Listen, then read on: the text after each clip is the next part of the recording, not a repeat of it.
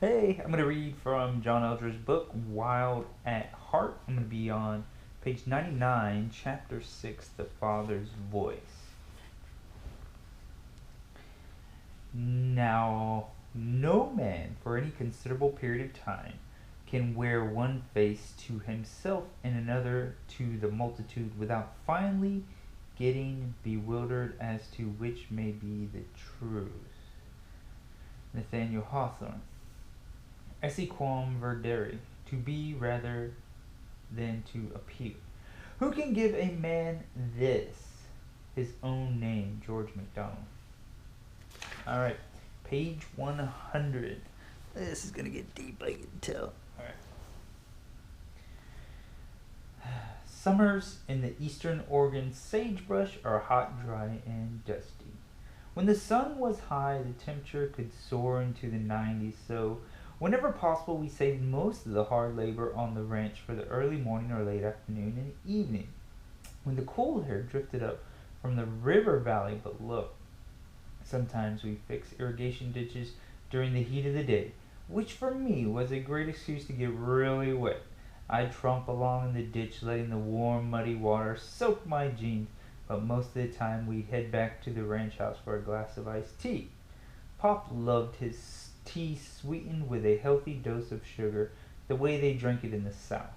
We'd sit at the kitchen table and have a glass or two and talk about the events of the morning, a plan he had to sell some cattle at the auction, or how he thought we'd spend the afternoon.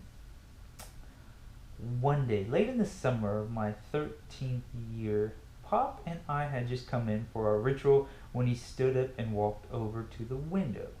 The kitchen faced south, and from there gave a view over a large alfalfa field and then on toward the pasture land.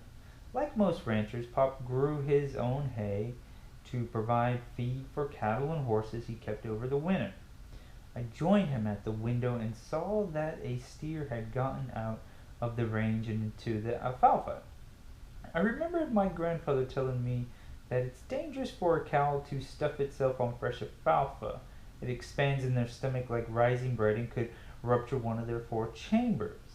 Pop was clearly irritated, as only a cowboy can be irritated at cattle. I, on the other hand, was excited. This meant adventure.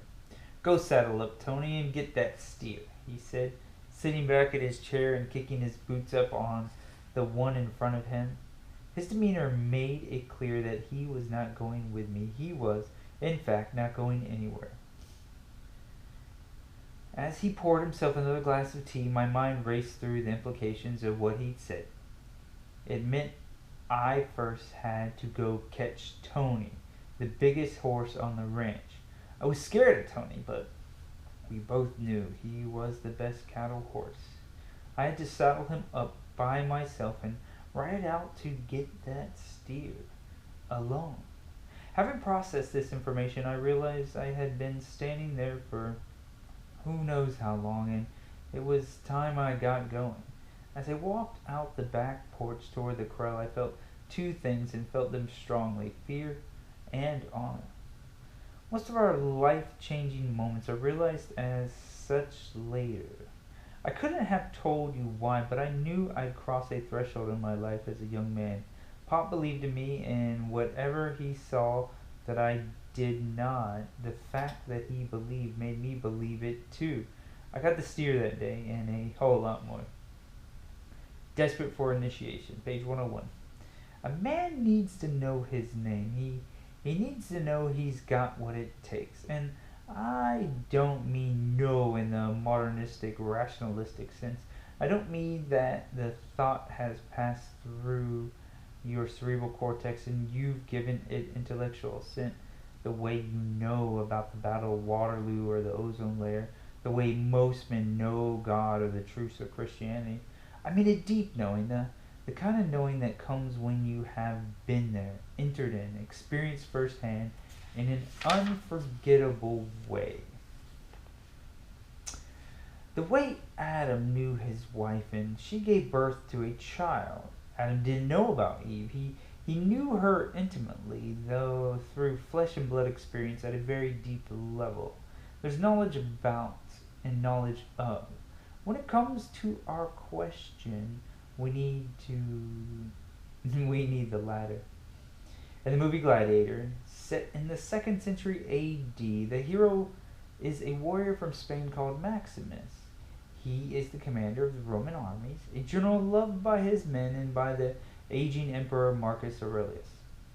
The emperor's foul son Commodus learns of his father's plan to make Maximus emperor in his place, but before Marcus can pronounce his successor, Commodus strangles his father.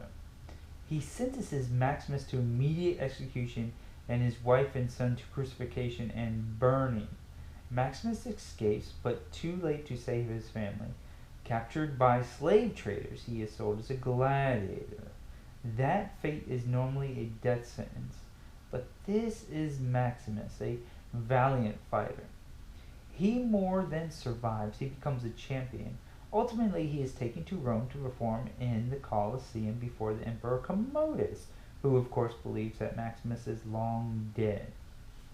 After a remarkable display of courage and a stunning upset, the Emperor comes down into the arena to meet a valiant gladiator whose identity remains hidden behind his helmet. Commodus: your fame is well deserved, Spaniard. I don't believe there's ever been a gladiator that matched you. Why doesn't the hero reveal himself and tell us all your real name? Maximus is silent. You do have a name. Maximus: my name is Gladiator. He turns and walks away.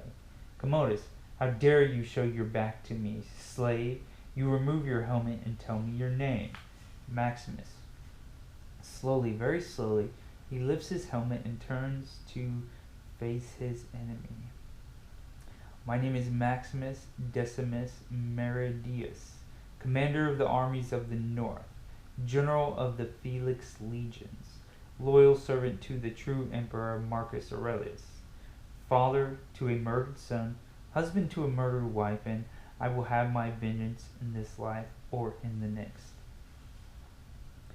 His answer builds like a mighty wave, swelling in size and strength before it crashes on the shore. The man knows who he is and what he's made of. Where does a man go to learn an answer like that? To learn his true name, a name that can never be taken from him. That deep heart knowledge comes only through a process of initiation. You have to know where you've come from. You have to have faced a series of trials that test you. You have to have taken a journey, and you have to have faced your enemy. But as a young man recently lamented to me, I've been a Christian since I was 5. No one ever showed me what it means to really be a man. He's lost now.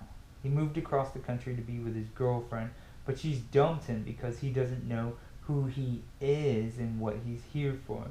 There are countless others like him, a world of such men, a world of uninitiated men. The church would like to think it is initiating men, but it's not. What does the church bring a man into? What does it call him out to be? Moral? That is pitifully insufficient. Morality is a good thing, but morality is never the point. Paul says the law is given as a tutor to the child, but not to the son. The son is invited up into something much more. He gets the keys to the car. He gets to go away with the father on some dangerous mission. I'm struck by the poignancy of the scene at the end of the Civil War, just after Appomattox, where General Robert E. Lee has surrendered to General Ulysses S. Grant. For 5 years, Lee has led the Army of Northern Virginia through some of the most terrible trials men have ever known. You would think they'd be glad to have it over, but Lee's men hang upon the reins of his horse and beg him not to go, plead for one more chance to whip those Yankees. Lee had become their father, had given those men what the most of them had never had before, an identity and a place in a larger story. Every man needs someone like Robert E. Lee or that brigadier general from the 29th. You've seen how to take a house. Do you understand? Do you know how to do it now? Yes, sir. We need someone like my grandfather who can teach us how to saddle up. But Lee is long gone. Brigadier generals are rare, and my grandfather has been dead for many years. Where do we go? To whom can we turn? To a most surprising source. Alright, we'll leave it there. That's page 100 to 104. Yeah, page 100 to 104. Love you. See ya.